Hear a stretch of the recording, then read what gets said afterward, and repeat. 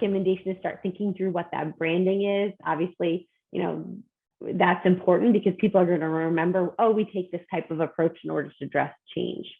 And implement the small changes, but that have big impact, and lay the foundation for where you're going to ask and try to push forward the bigger changes. Again, you've only been there 60 days. That's not a long time.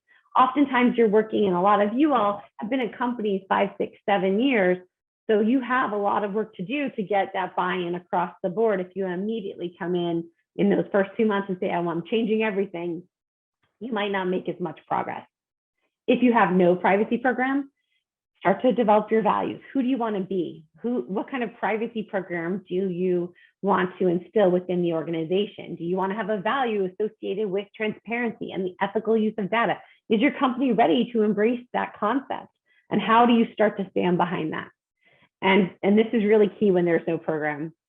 You will become impacted greatly by the success that you have, which means the more people who know you're there, the more questions you're going to have.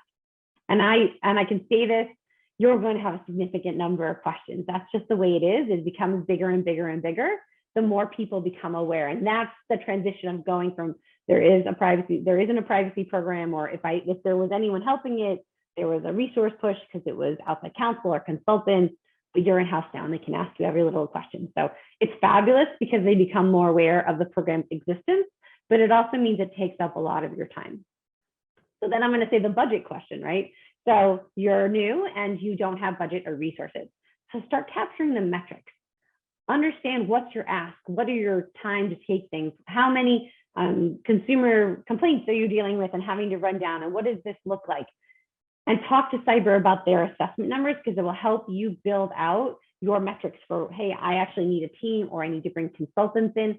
Start to understand those things. I'm going to